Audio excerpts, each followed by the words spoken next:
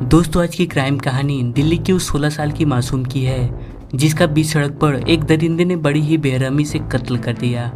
लोग खड़े खड़े तमाशा देखते रहे लेकिन किसी ने भी उसे बचाने की कोशिश तक नहीं की। दोस्तों, ये वीडियो थोड़ा लंबा जरूर होगा लेकिन पूरा देखने के बाद आपको ये बिल्कुल भी नहीं लगेगा कि मैंने आपका समय बर्बाद कर दिया। दिल्ली के उत्तरी जिला में एक इलाका है शाहबाद डेयरी। वहाँ रहने वाले गरीब परिवारों की अपनी अलग समस्याएं हैं। वे अपने रोजी रोटी के संघर्ष से जूझते रहते हैं और सुबह सुबह जल्दी काम के लिए जाना और रात को लेट से आना इनका रोज का पेशा है। और आराम करने के लिए एक रविवार की ही छुट्टी मिलती है। और यही कारण है कि किसी के परिवार को शायद ही किसी से कोई मतलब होगा। कौन क्या करता है, कहाँ जाता है और किससे मिलता जुलता है। बात 28 मई 2023 की है।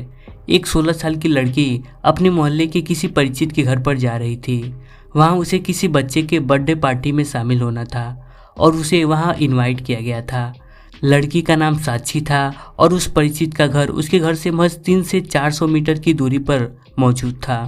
साक्षी घड़ी के 8:30 बजे पैदल अपने घर से निकलती है और करीब 8:45 बजे के आसपास वह उस गली के मोड़ पर पहुंची जहां उसे पहुंचना था। लेकिन गली के मोड़ पर एक 20 साल का लड़का खड़ा था। नाम था साहिल। साहिल साक्षी का दोस्त था लेकिन कुछ आपसी अनबन से साक्षी ने उससे बात करना बंद कर दिया था। फिर भी साहिल ने उसे देखते हुए बोला कि मैंने तुझे मना किया था ना कि तू किसी के पार्टी में मत जाना।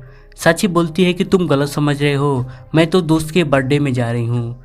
इस बातचीत के बीच साहिल बेहद गुस्से में था और जोर जोर से सांसें लिए जा रहा था और फिर बोलता है कि तुम झूठ बोल रही हो, इसी बहाने तुम अपने बॉयफ्रेंड से मिलने जा रही हो। मुझे सब पता चल चुका है, प्यार मुझसे और यारी किसी और से। फिर साक्षी उसे समझाते हुए बोलती है कि यार तुम धीरे बोलो, लोग आ जा रहे हैं, कोई सुनेगा तो क्या कहेगा। अब साक्षी और साहिल के बीच की यह आखिरी बहस थी। साहिल बोला कि जिसे जो कहना है कहे, मुझे कोई फर्क नहीं पड़ता। मैं तुझे दिल से चाहता हूँ और तू किसी और को चाहे, मैं ये बर्दाश्त नहीं कर सकता। और ये बोलने के बाद साहिल उसके बालों को कसकर पकड़ा और जोर से खींचने लगा। वहीं उसका दूसरा हाथ साक्षी के गर्दन पर आ गया था। साक्षी साहिल के इस अचानक हमले से लड़खड़ा गई और किसी तरह उसके हाथ से अपने बालों को छुड़ाया, लेकिन तब तक वह जमीन पर गिरने की स्थिति में आ गई थी। दूसरी तरफ साहिल गुस्से से तिलमिला रहा था और उसने भद्दी भद्दी गालियां देकर बोला कि तूने अभी गुस्सा देखा ही कहाँ है, अब देख मैं क्या करता हूँ। जिसके बाद साहिल ने फुर्ती से अपने जींस के पैंट में हाथ डाला और एक बड़ा सा धारदार चाकू निकाला और उसने बाएं हाथ से साक्षी का बाल और गर्दन पकड़ा और दाएं हाथ से दनादन चाकू का वार करने लगा। साक्षी वहां दर्द से चीख और चिल्ला रही थी। उसकी चीख सुनकर आसपास के जो लोग गुजर रहे थे वे पूरी तरह से सहम गए। जिन लोगों ने उस स्ट्रीट लाइट की रोशनी में जो कुछ भी देखा वह बेहद ही दर्दनाक था। एकदम किसी फिल्मी दृश्य की तरह साहिल चाकू से साक्षी को गोदता रहा। साक्षी का शरीर बेजान हो गया लेकिन चाकू का वार नहीं थमा। 2, 4, 5 और चाकू के वार की यह गिनती आखिर में 40 तक जा पहुंची। चाकुओं के इतने वार से साक्षी के आसपास की जगह खून के पूरे लाल रंग से फैल गई थी। साहिल चाकू से वार करने के बाद कुछ सेकंड के लिए वहां से हटा और लगा कि वहां से चला जाएगा, लेकिन उसके गुस्से ने ऐसा नहीं करने दिया और वह वापस लौटकर साक्षी के पास जा पहुंचा, जो इतने दर्दनाक वार से पूरी तरह से निठाल हो चुकी थी। जिसके बाद साहिल ने एक बड़ा सा पत्थर उठाया और एक एक करके पूरे 6 बार, कभी सर पर, कभी कंधे पे तो कभी पीठ पर कुचल दिया। और इतना सब करने के बाद जब उसका कलेजा ठंडा हो गया तब उसने चाकू लिया और वहां से चलता बना। इस पूरी वारदात को साहिल ने सिर्फ 66 सेकेंड के अंदर अंजाम दिया और करीब 15 से 20 लोग वहां से गुजरते गए। किसी ने नज़र फेर लिया तो किसी ने तमाशा समझकर वहां नज़ारा देखते रहे, लेकिन किसी की भी इतनी हिम्मत नहीं हुई कि वे इस वारदात को रोक पाएं। एक लड़का थोड़ा हिम्मत जुटाकर साहिल के पास पहुंचा भी, लेकिन साहिल के गुस्से ने उसे भी पीछे ढकेल दिया। दूसरी तरफ साक्षी की माँ रात का खाना खाने के बाद सोने की तैयारी में जुट गई थी और तब तक रात के 9:15 बज चुके थे और वे खुद से बोले जा रही थी कि ये सब काम साक्षी को करना चाहिए था, लेकिन मुझे करना पड़ रहा है। बहुत लापरवाह हो गई है, अपनी सहेली के यहाँ जाकर बैठी हुई है। इतने में साक्षी की दोस्त भावना भागती हुई आई और उसने बताया कि किसी ने साक्षी की हत्या कर दी है, लेकिन उसकी बात पर साक्षी की मां को भरोसा नहीं हुआ। उन्होंने तुरंत साक्षी की सहेली नीतू को फोन किया, जिसकी यहाँ साक्षी गई हुई थी। उसने बताया कि साक्षी बाजार गई है, उसे कुछ खरीदना था। जिसके बाद साक्षी की मां भावना के बताए मुताबिक घटनास्थल पर जा पहुंची जहां उसका कत्ल हुआ था। वहां पहुंचने के बाद जब साक्षी की मां ने अपनी बेटी की खून से लथपथ लाश देखी तो उनके हाथ पैर फूल गए और वे जोर जोर से चिल्लाने लगी। जिसके बाद साक्षी को अस्पताल ले जाया गया और वहां के डॉक्टरों ने बताया कि ये मर चुकी हैं।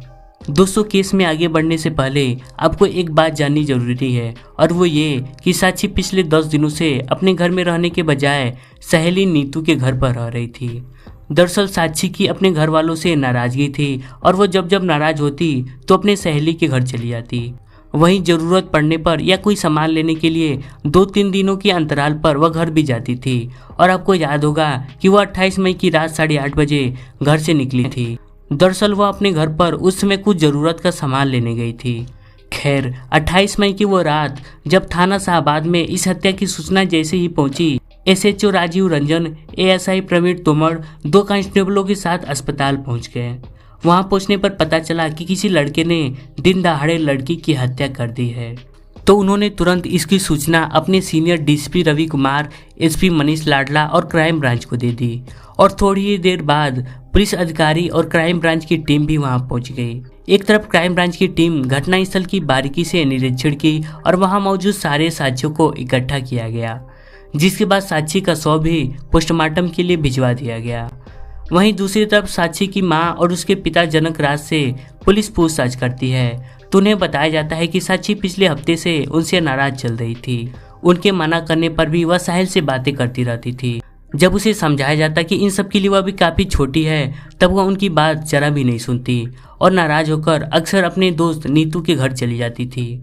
वहीं दूसरी ओर साहिल भी अपने माता पिता के साथ दिल्ली के शाहबाद डेयरी के ही दूसरे मोहल्ले में रहता था।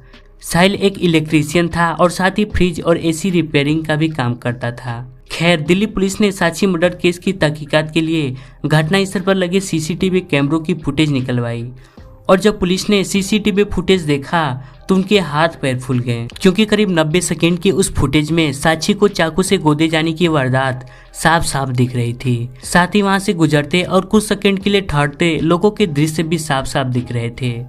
एक तरफ पुलिस की पकड़ से साक्षी का हत्यारा बचा हुआ था तो दूसरी तरफ इस दर्दनाक घटना की वीडियो और फुटेज TV चैनल समेत WhatsApp और अन्य सोशल मीडिया पर कोहराम मचाए हुआ था, जिसमें हमलावर लड़की पर एक गली के कोने में ताबड़तोड़ चाकू के वार करता हुआ नजर आ रहा था। पुलिस हैरान इस बात को लेकर थी कि हमलावर को ऐसा करते हुए दुनिया ने तो बाद में देखा, जबकि कुछ लोगों ने तो साक्षात अपनी नंगी आंखों से ये मंजर देखा, लेकिन किसी ने रोका क्यों नहीं। इस घटना के सामने आने के बाद शायद ही कोई ऐसा होगा जिसे नींद भी आई होगी। न जाने कितने सवाल लोगों को परेशान कर रहे थे। एक सवाल तो यही था कि आखिर ऐसी क्या वजह होगी जिसके लिए साहिल अपनी ही प्रेमिका का हत्यारा बन गया। लोगों में इस वारदात को लेकर सिर्फ गुस्सा पनप रहा था। लोग इसके विरोध में जुलूस निकालकर साहिल को गिरफ्तार करके फांसी की मांग कर रहे थे, तो वहीं कुछ लोग इसे लव जिहाद का मामला बता रहे थे। वहीं शाहबाद डेयरी थाने की पुलिस पर भी इलाके में पुलिस चुस्त ना होने की खामी को लेकर आरोप लगाए जा रहे थे। थाने की पुलिस पर सीनियर से लेकर महिला आयोग, सामाजिक संस्थाएं और विपक्षी पार्टियों तक के दबाव थे। लिहाजा CCTV कैमरे की फुटेज और साक्षी के माता पिता से मिली जानकारी के आधार पर पुलिस ने साहिल को दबोचने के लिए पूरी दिल्ली में जाल बिछा दिया। DSP ने साहिल की गिरफ्तारी के लिए 6 टीमों का गठन किया और मुखबिरों को सचेत कर दिया कि साहिल कहीं भी दिखे तो हमें फौरन सूचना दी जाए। नतीजा यह निकला कि साहिल को अगले ही दिन यानी 29 मई 2023 को बुलंदशहर से गिरफ्तार कर लिया गया, जिसके बाद पुलिस उसे थाने लाती है और 2 दिनों के रिमांड पर लेकर उससे पूछताछ करती है। दिल्ली पुलिस के मुताबिक साहिल साक्षी की हत्या करने के बाद सबसे पहले अपने फोन को स्विच ऑफ कर दिया और रिठाला भाग गया और वहीं पर उसने चाकू छुपाए और बस पकड़कर बुलंदशहर अपने किसी रिश्तेदार के वहां फरार हो गया। दिल्ली पुलिस ने साहिल की निशानदेही पर सेक्टर 11 रिठाला मेट्रो स्टेशन के पास खाली प्लॉट से हत्या में प्रयुक्त चाकू और जूते भी बरामद कर लिए, जिन्हें जांच के लिए फॉरेंसिक लैब भेज दिया गया। वहीं दूसरी ओर साक्षी की पोस्टमार्टम रिपोर्ट भी आ गई, जिसमें पता चला कि साहिल के प्रहार से साक्षी के सर के 4 टुकड़े हो गए थे। पूरे शरीर पर दर्जनों गहरे निशान तो थे ही, साक्षी के पेट के कई सारे अंग बाहर तक लटक गए थे। वहीं साहिल के सोशल मीडिया अकाउंट से भी उसके कई हरकतों के बारे में पता चला कि वह किस तरह से बुरी आदतों से भरा हुआ था। भद्दी भद्दी गालियों के रील्स हो या नशे करके बनाए गए दीवानगी वीडियो, उसकी तमाम हरकतें बता रही थी कि वह किस तरह का सिरफिरा आशिक था। जांच में पुलिस को पता चला कि साक्षी और साहिल के बीच एक दिन पहले झगड़ा हुआ था। साक्षी ने साहिल को चेतावनी दी थी कि वह उससे दूर रहे। इस झगड़े की मुख्य जड़ साक्षी के हाथ पर बना दूसरे लड़के का टैटू था, जिसे देखते ही साहिल गुस्से से आग बबूला हो गया था। वहीं दूसरी ओर साहिल मुस्लिम था, लेकिन अपनी पहचान छिपाने की कोशिश करता था। हाथ में कलवा पाता था और इलाके के लोग उसे सन्नी के नाम से जानते थे। पुलिस ने जांच में पाया कि साहिल की असलियत साक्षी को पता चल गई थी, इसलिए वह उसे दूरी बनाना चाहती थी। वहीं साहिल से हुई पूछताछ में उसने स्वीकार किया कि उसने साक्षी की हत्या के लिए कुछ दिन पहले से ही एक लंबा चाकू खरीदा था, यानी कि उसकी प्लानिंग पहले से ही थी। साहिल साक्षी से इस बात से गुस्सा था कि वह उससे बात क्यों नहीं कर रही है, और इसी बात को लेकर साहिल के अंदर शक था कि वह प्रवीण नाम के किसी दूसरे लड़के से बात कर रही है और वह उससे बात नहीं करना चाहती। और इसी शक ने साहिल के अंदर इतना जहर डाल दिया कि उसने न आगे देखा और न पीछे, और इतनी बेरहमी से इतनी बड़ी वारदात कर दिया। खैर, पुलिस इस केस के संबंध में अभी भी छानबीन कर रही है और 25 से ज़्यादा लोगों से पूछताछ की जा चुकी है, जिसमें साक्षी की सहेलियां और आरोपी साहिल के दोस्त भी शामिल हैं। अब देखने वाली बात यह है कि ये केस कितने दिनों तक खींचता है और कब बेकसूर साक्षी के हत्यारे को कानून सजा देती है। दोस्तों, इस केस को लेकर मैं और कुछ नहीं बोलूँगा, लेकिन हाँ इतना ज़रूर बोलूँगा कि इस वीडियो को अपने फ्रेंड सर्किल और फैमिली के बीच शेयर ज़रूर करिएगा। आज के लिए बस इतना ही। मैं फिर लौटूंगा किसी और नई कहानी के साथ।